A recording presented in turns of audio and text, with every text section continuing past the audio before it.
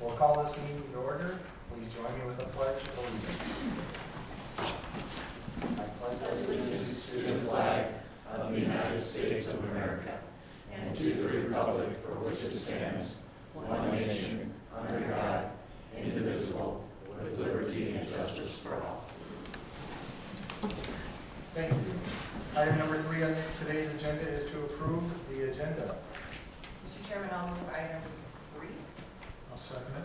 Motion and a second. Any questions or comments on today's agenda? Seeing none, all in favor? Aye.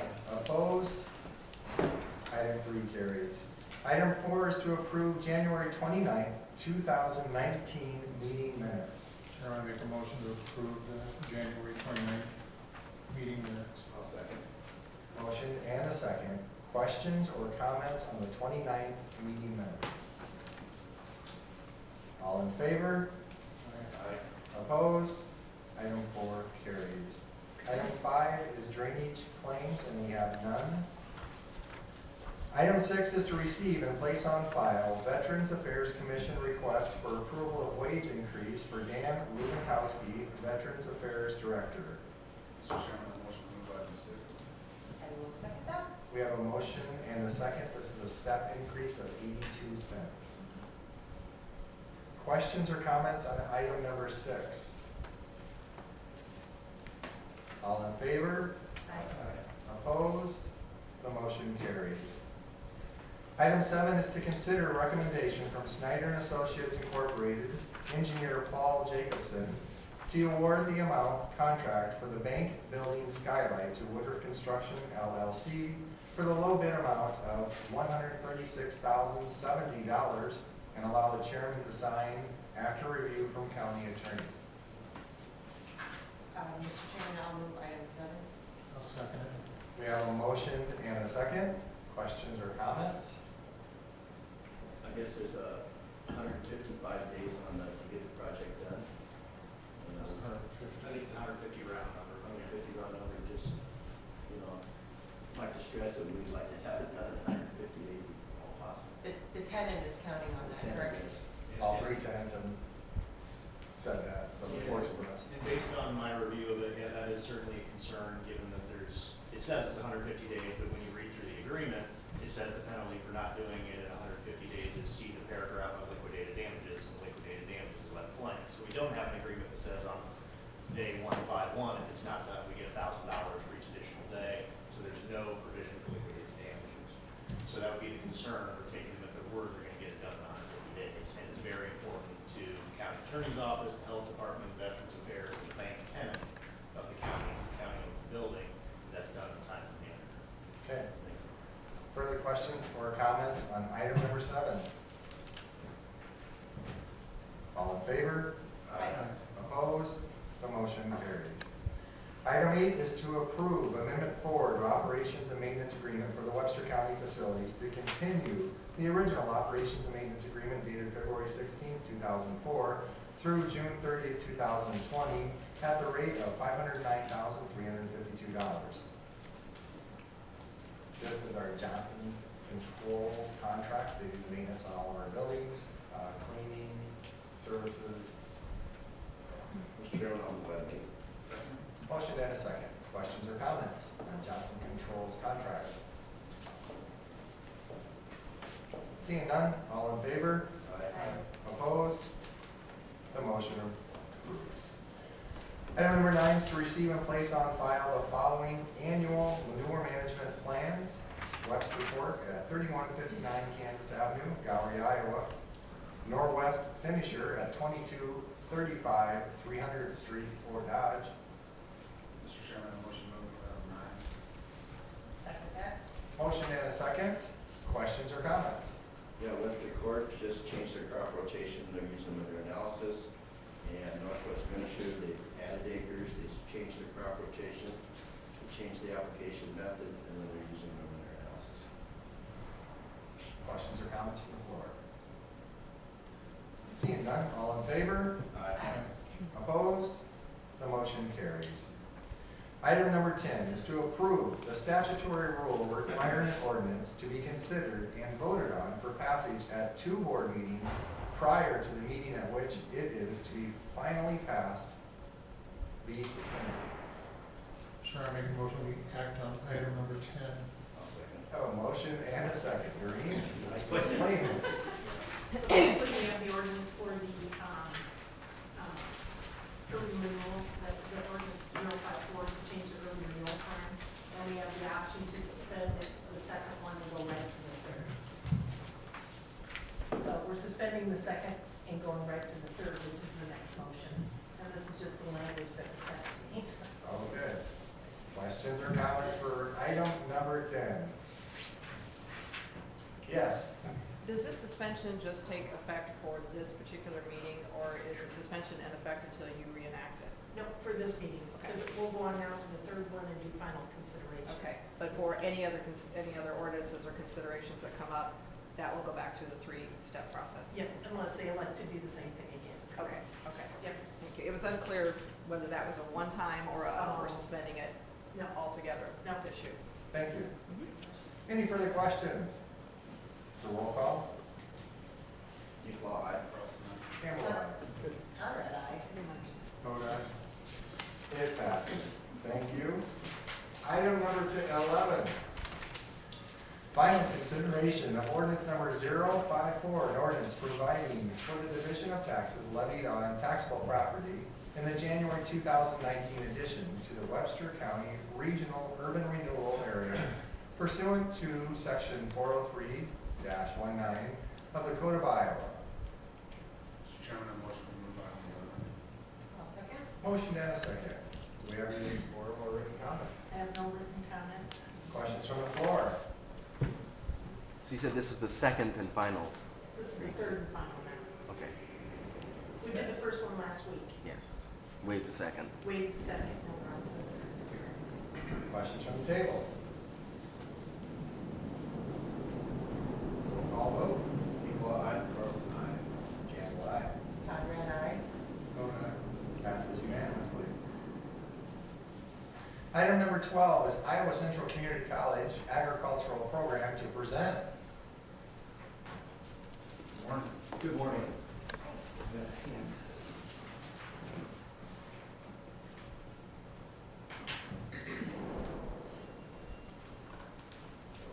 Just in case the comment on. I'd like to thank you guys for having me come in this morning. I'm Mike Robertson with the agricultural program, which most of you guys have met me before. Usually we have students that come in. It did not work out this time. The students that actually put the numbers together ended, they were done with this class last semester. As you guys, if you're involved with agriculture, may know that it was kind of a wet, even if you weren't, you might know that it was kind of a wet year, and so it was late getting harvest and late getting the numbers before they left for Christmas break. But we did get the numbers together before they left. And then this semester, the new class is beginning, and do the snow days, which we've had quite a few. I think we've had class once or twice for this class so far. I did think it was fair to those students that haven't been involved any more than that with the farm to be put in, for lack of a better word, in front of maybe a firing squad, so to speak. So I do want to explain why they are not here this morning. But I did want to come in still as we move into the next year and show what the last year has done and the year before that. The reason we put 2017 in there is because usually when we come in and present the last year's number, not all the grain may have been sold, markets changed, those types of things. So we can finalize those numbers and then move on to where we're projecting from what we've done or what decisions they've made up to this point. And I'd also like to thank you guys for the partnership that you guys have had with the college, and it's been a great learning experience for them. So I'll just get into some of the numbers here, and then we can kind of go back if there's any questions on there. So what we do is they keep their records, and they split out the crop as well by the crop year. So not only can they look at the year made money, but they can look at the actual crop for that year, if it was a positive or negative, because they may sell more of a crop in a different year than which it was harvested. And so we still put those numbers back into that year from a crop standpoint to see if see if the crop was actually profitable for that year. So 2017, looking at the corn crop, I'll just talk, you guys can see the income and the expenses. Did not have a crop insurance payment in 2017, and they came out with just a little over $7,000 for the corn crop for that year. The soybean numbers for that year, again, where it was a positive number in 2017, they were right around $3,700 for soybeans for 2017. Now, the hay crop is always a hard number to come up with an exact number. They do the best they can. Part of that is one of the reasons we have the hay is because of the rodeo program. And so instead of the rodeo program having to go out and purchase hay and hay transportation bring hay in, we raise the hay, and then if there's extra, we sell that. So they sometimes have to kind of come up with to give the farm a fair value, they try to figure out if the college was paying for that hay, what would they receive for that. And so, for instance, this year, good hay was hard to get this year. The yields were lower just because of all the rain that we had. And due to that, so from a college standpoint, it's beneficial that we have that supply for the rodeo team. So the numbers, we've got to look at them that way when we're looking at them. They would have taken a loss in 2017 of $38.25 on the hay crop. Part of that is that hay that year had been in for quite a while. The yields were getting low. This year they took out a section of hay, and I was planning on replanting it into hay next year.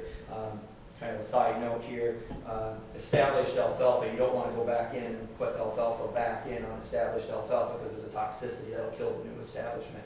So we take it out, you at least want a minimum of a year, and so we went in and put it into bean ground. The reason they did bean ground is it's easier to plant hay into the bean ground because you don't have, it's a smoother ground. But as you'll see, beans weren't a good choice either this year either. So they got to learn some things, and it just happens to be the way it fell this year. But for a total, they ended up with around $7,000 for the farm for 2017.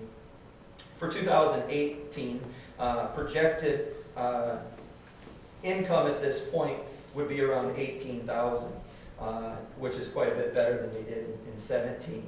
Part of that is they did make some very good decisions on marketing early on some of their grain. They had some contracts that were up in the 370 to 380 range, which was luck, I guess. Sometimes you just take your luck on that, which is good. As you'll see when you look at the bean numbers, it basically erases some of that. We do not get any market facilitation programs, which was put out because of the markets and the trade tariffs that were going on with China. It was about 1 cent on corn, and you'll see in the beans it's about $1.65, which would make a big difference if we could receive those. But we do not, as a college, are able to capitalize on that. So there's a risk or an income flow that we are not allowed to have for the students. So going on to those soybeans, as I said, it erases quite a bit of that. They take about an $8,500, $8,600 loss, so projected on the beans, depending on what it does. They still have some crop in storage, and that's why they're projecting that. They did forward contract some of that, but the beans price went down quite a bit over the year. Again, we did get an insurance claim on the beans that came in, and that was $1,570, so not a lot from an insurance standpoint. Again, the $1.65, if you added that to the bushels, that would make up a fair amount of that, or help quite a bit. Again, the hay number's hard to look at, but again, this year they figure the farm would have profited around $2,700 on the hay. Again, they're using that for the rodeo. Rock Valley has a very large hay auction, and so they use that as kind of figuring prices, trying to get a fair number of what they might have or what the market is that's out there. So for the year, 2018 crop year, they're looking at about a projected $12,000 income if things hold steady and maybe depending on how they go ahead and market that as well. They also like to look at a 5-year profit loss going down through there. What they've averaged over the last 5 years would be, per year, would be about $4,800. And that didn't print out real well. The county average is around $53,000 for that, and that kind of gives you an idea of how the average comes out on there. Any questions, I guess, on the numbers before I move on to the last slide, or slides, I should say? No. Okay. So 2018, what they did, I know it's kind of small in my own glasses here, it looks like. I should have done a sheet per page, trying to save paper, I guess. So for 2018, these are some of the things that they came up with. The current rent currently is $200 cash rent. The students didn't feel that it should go up from there. I'm just going to touch on a couple of these. One of the reasons looking at it is the county average was $223, and then with some of the other trying to be educational, using it for scholarships. I don't believe there's taxes that are paid on that ground. If I'm incorrect, let me know. But if there's no taxes, that kind of helps make up that difference too from what the county average price would be out there. They also use what's called the Iowa State Decision Maker.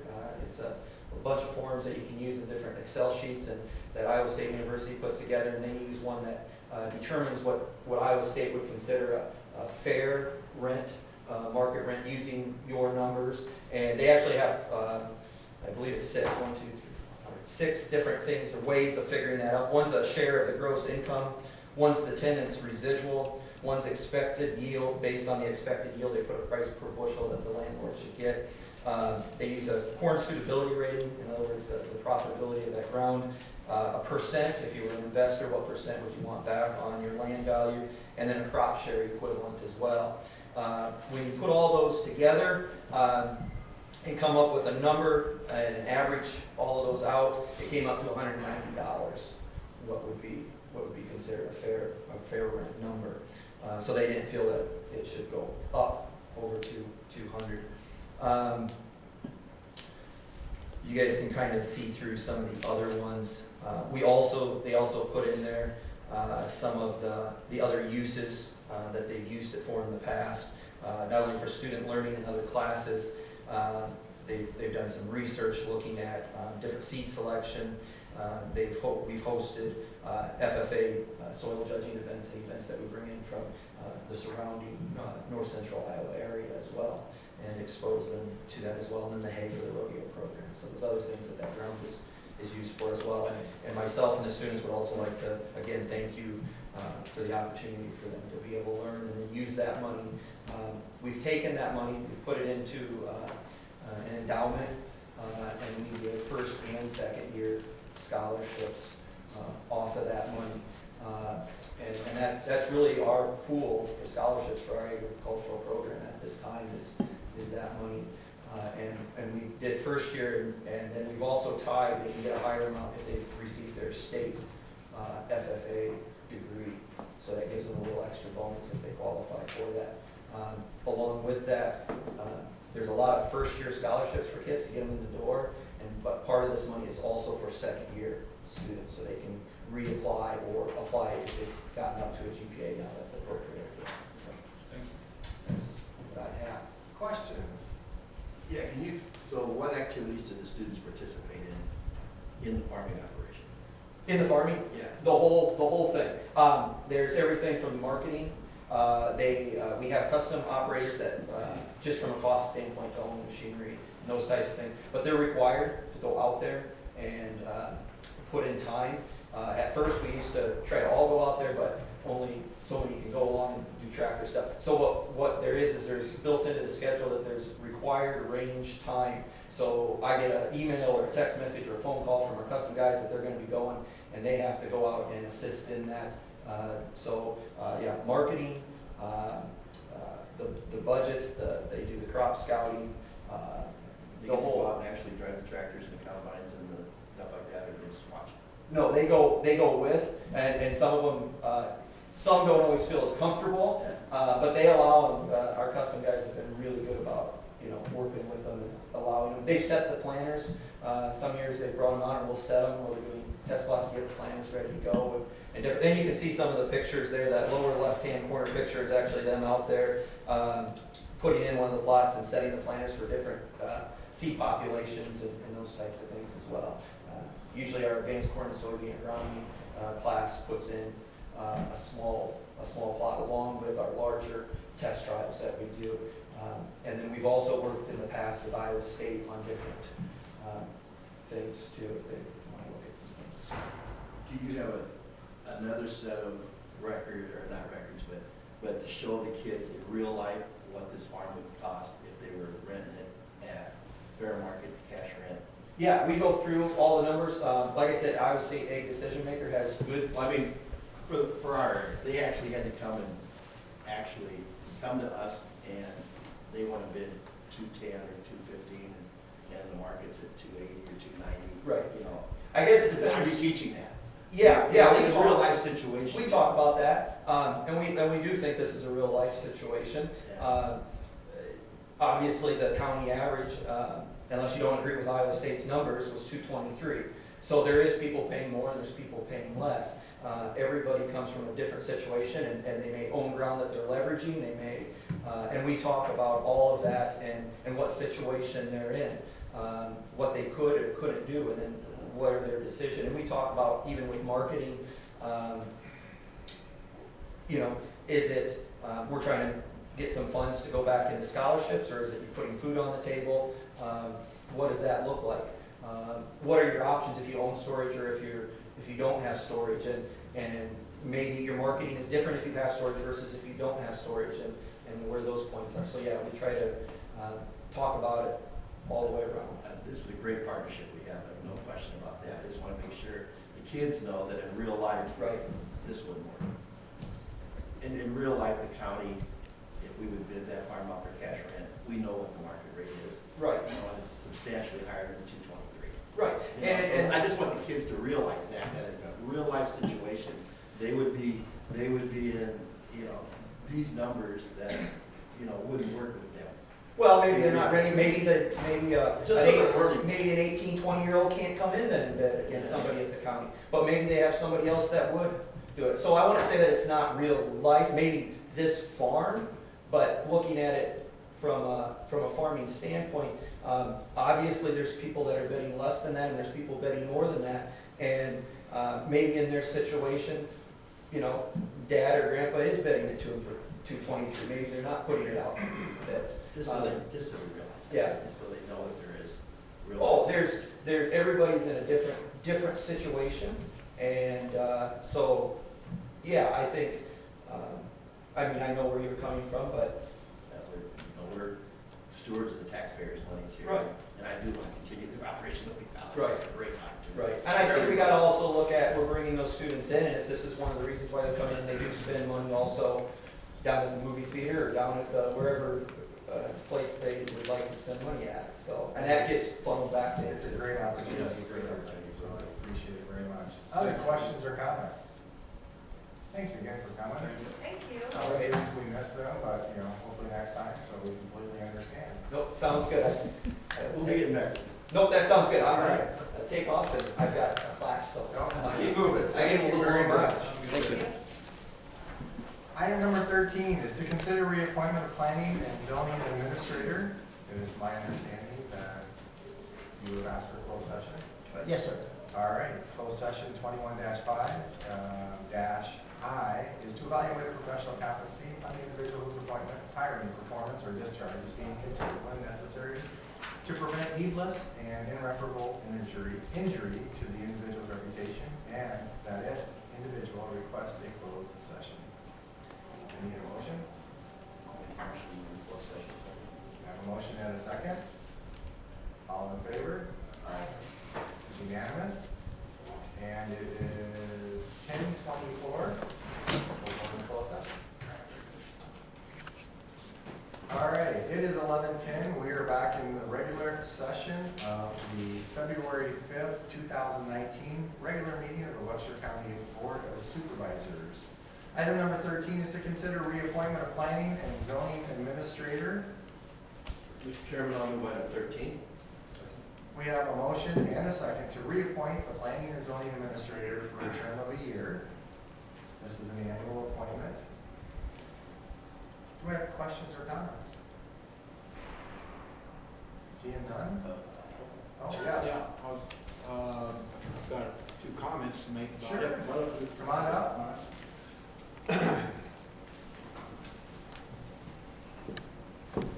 For the record, it looks like. Yeah, my name is John Anderson, and I'm chairman of the Planning and Zoning Board. And in consideration for your reappointment of Chad Barr, I have a few comments. In my opinion, humble as it may be, he has done more to clean up the filing mess that he inherited than any of his predecessors. He did a lot of research to update the zoning amendments that had not been filed, and in doing so, corrected errors and omissions. Every zoning, rezoning, building permit, and zoning violation Chad addresses with unequaled enthusiasm and attention to detail, all while keeping the comprehensive plan and zoning ordinances in the forefront. The only quality that Chad Barr has that might make some of you uncomfortable is that he causes people to move out of their comfort zone and to process the information he presents, to consider the cause and effect of the issue at hand, and to do some research and reading on our own. His reports are easily understood, very factual, and to the point. Chad deals with the public, Chad deals with the public in a very professional way. He's courteous and polite, even going the extra mile when some of the public acts like the east end of a horse going west. Chad Barr and his family have moved here, bought a house, and put down roots. Chad is totally dedicated to God, his family, and his job.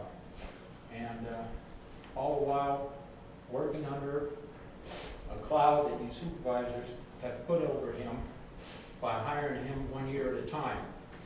I feel that no one of his caliber and training and with working with some of the long-range plans and situations should have any less than a 4 to 6 year contract. Thank you. I will address that. That is state code. That is not something we do. We just had this conversation. It is an annual appointment. We did discuss wanting to extend that. Our county attorney clarified to us it's an annual appointment for the state. Well, thank you. Yes, sir. That you understand the position that a zoning person would have, because a lot of the things that they deal with are longer than 1 year. And to have this thing sitting over him, but, okay. Thank you. Thank you. Any other questions or comments pertaining to item number 13? I think annually, just to clarify, annually, I think we're gonna look at it more of a review, a discussion, more than chopping a lot. You know what I mean? That sounds good. I like that. That's what I pictured, it was Yeah. number 5, so. Yeah. Yeah, and, It's a formal review more than. right, and I mean, everyone is, I assume you have an open line of communication so that if there's a problem, you go directly to him or he comes directly to you instead of going around the circus, as it were, and get issues handled. I mean, if I've got a cow that ain't acting right, I'm gonna hit it in the head. I ain't gonna go talk to the veterinarian, you know. Well, we're gonna look because it does say it's an appointment position. However, we're gonna see if we can extend the appointment rather than being annually. I appreciate that. Thank you very And we're much. not gonna compare him to a cow. Well, We do appreciate your better. my metaphors, if that is the proper term, are a little bit antiquated. Mr. Barr. Well, my question is now, for if it's a reappointment, if it's for the year, now is it just through the calendar year, or does it go now till like next February 5th or 4th or something, next year? I guess Mr. Journey. I don't think it would be so that's like a calendar year, 365 days. Thank you very much. Okay, thank you. We have a motion and a second to reappoint Chad Barr as planning and zoning administrator. Any further questions or comments? All in favor? Aye. Opposed? It passes unanimously. Thank you very much. Thanks, Joe. It is now the citizens' opportunity to address this board with items not on the agenda. Board of Supervisor Committee reports. I don't have any this time. EMA, Thursday at 6 o'clock. And I have mental health with Supervisor Conrad tomorrow in Waterloo. One Thursday night. Mr. Attorney. All right. Motion to allow claims. So moved. Second. All in favor? Aye. Opposed? Motion to adjourn. Wait a minute. Oh, Or, No, it's not on the it's agenda. not on the agenda. It was on the agenda. The cash rent of the college, I'd like to get that moving. well, it still has to be, Process. it would have to be an agenda item for next Tuesday. To discuss. Yes. Session. Yep. Okay, so I'm gonna just. I have a motion to adjourn. Do I have a second?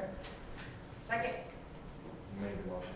I did. I'll Can't second. do that. It's the personality. Nothing I have trouble. a motion and a second and maybe a third. All in favor? Aye. We are adjourned. Thank you very much.